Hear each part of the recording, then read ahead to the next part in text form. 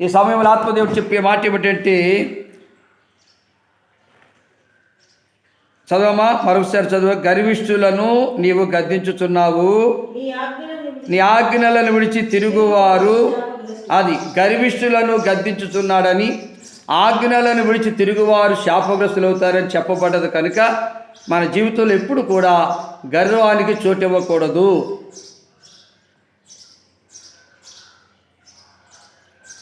రెండవది, ఆజ్ఞలను విడిచిపెట్టి మనుషుల ఆచారాల ప్రకారం చేయకూడదు.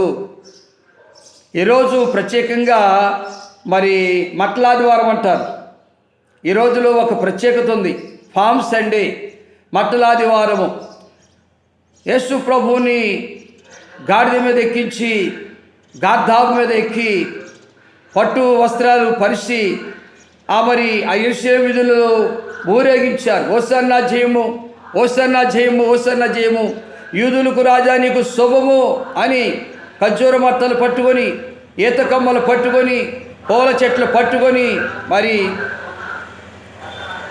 ఆ గార్ధాబు మీద ఆశీర్వైనటువంటి యేసు ప్రభుని ఆ యెరూషలేము వీధులు ఊరేగించారు. సీయోను కుమారి భయపడకు, నీ రాజు నీతిపరుడై గార్ధాబము గాడిదను గాడిద పిల్లను ఎక్కి నీ యొద్దకు వచ్చుచున్నాడు. మన యొద్దకు వచ్చుచున్నాడు. ఎవరంటే వచ్చేది?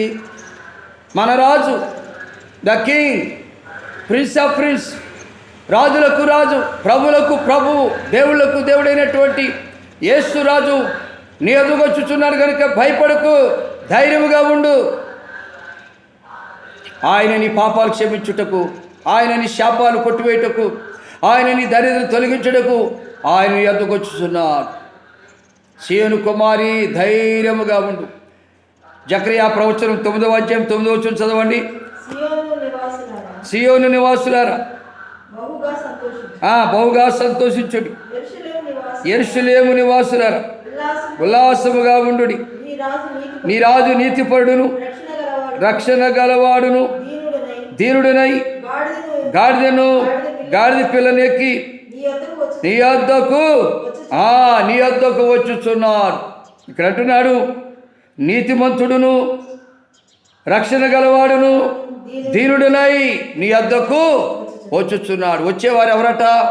The prince of prince, the king, జీవం కలిగిన దేవుడు, ప్రపంచానికే రాజు, పాపులను రక్షించుడు కోసం భూలోకానికి వచ్చిన మనుష్య కుమారుడు ఆయన ఎదుగొచ్చుచున్నాడు. అందుకేమన్నాడు? సీయోను కుమారులారా, సీయోను నివాసులారా బహుగా సంతోషి. మీ పాపం పోగొట్టే దేవుడు నీ ఎదుగొచ్చుచున్నాడు. నీ శాపం తొలగించే దేవుడు నీ ఎదుగొచ్చుచున్నాడు. బహుగా సంతోషించండి. నిజమే, గాడిదను గాడిద పిల్లనెక్కి నీ ఎదుగొచ్చుచున్నాడు. యెరూషలేము వీధులలో హోసన్నా జయము, హోసన్నా జయము, యూదులకు రాజా శుభము శుభమంటూ దేవుని ఆరాధించారు, దేవుని స్తుతించారు, దేవుని గణపరిచారు. చూడండి, గాడిద మీద ఆశీనై ఉన్నప్పుడు గాడిదకు ఘనత వచ్చిందండి. గాడిదకు ఘనత వచ్చింది. ఎలాంటి ఘనత అంటే, దాని మీద ప్రభు ఆశీనై ఉన్నారు కనుక పట్టు వస్త్రాలు పరుస్తున్నారు రోడ్డు మీద. ఆ పట్టు వస్త్రాల మీద నడుస్తుంది గాడిద. పువ్వులు చల్లుతున్నారు. యేసు ప్రభు మీద పడుతున్న పువ్వులు గాడిద మీద కూడా పడుతున్నాయి. యేసు ప్రభుల వారికి వచ్చిన ఘనత గాడిద కూడా వచ్చింది. ఆ గాడిద ఎవరు కాదు, నువ్వే నేనే. నువ్వు యేసు ప్రభు నమ్ముకుంటే నీకు కూడా అలాంటి ఘనత వస్తుంది.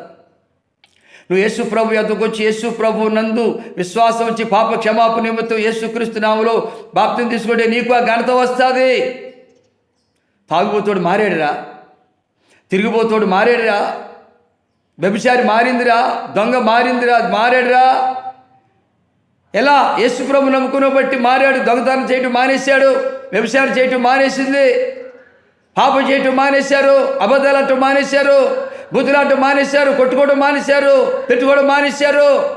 దేనివల్ల? యేసు ప్రభు నమ్ముకోవటం వల్ల, యేసు ప్రభు యొద్దకు వచ్చుడు ద్వారా, యేసు ప్రభుని ఆరాధించడం ద్వారా యేసు ప్రభుకి వచ్చిన ఘనత తాగుబోతుడికి వచ్చిందా లేదా?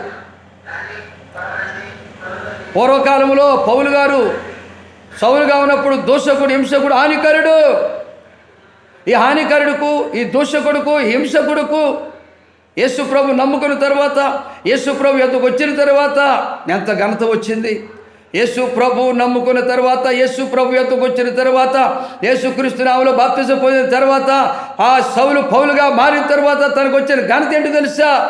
తను వెళుతున్నప్పుడు నీడ పడితేనే రోగులు బాగుపడ్డారు. తను వెళుతున్నప్పుడు తన వస్త్రాలు పట్టుకుంటేనే బాగుపడ్డారు. తను వెళుతూ ఉన్నప్పుడు ఒక మాట సెలవిస్తే బాగుపడ్డారు. అంత ఘనత యేసు నామములో సౌలుకు పౌలుగా మారినప్పుడు వచ్చింది. అందుకే గాడిదను గాడిద పిల్లనెక్కి నీ యొద్దకు వచ్చుచున్నాడు, సంతోషించండి. గాడిద మీద ఆశీర్వదించినప్పుడు యేసు ప్రభుకు వచ్చిన ఘనత గాడిద కూడా వచ్చింది.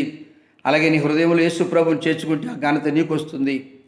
గర్వాన్ని విడిచిపెడదాం, ఆచారాలు విడిచిపెట్టి, మూఢనమ్మకాలు విడిచిపెట్టి దేవుని ఆజ్ఞలను అనుసరిస్తూ దేవుడిచ్చి ఆశీర్వాదాలు పొందుకుందాం. ఆయన ఇచ్చిన ఆజ్ఞ ఏమిటంటే మారు మనసు పొందమన్నాడు. మారు మనసు పొందాం. పాప క్షమాపణ నిమిత్తం యేసుక్రీస్తు నామములో బాప్తిసం పొందమన్నాడు. బాప్తిసం పొందాం. నా శరీరం తినే రక్తం త్రాగమన్నాడు. ఇప్పుడు ఈరోజు ఆ శరీరం తింటున్న రక్తం త్రాగుతున్నాం. 4 చూస్తే మీ కష్టాలు 10 వంతు సేవకునికి ఇచ్చి ప్రార్థన చేసుకోమన్నాడు. ఆ ప్రకారం ఈ ఆజ్ఞలు అనుసరిస్తే మనకేమొస్తుందంటమ్మా? ఆశీర్వాదం, మోర్ బ్లెస్సింగ్స్. అటు ఆశీర్వాదాలు పొందేవారుగా ముందుకు సాగిపోదాం. ప్రభు మాటలు మనందరి దేయాలు ఫలింప చేయునుగాక.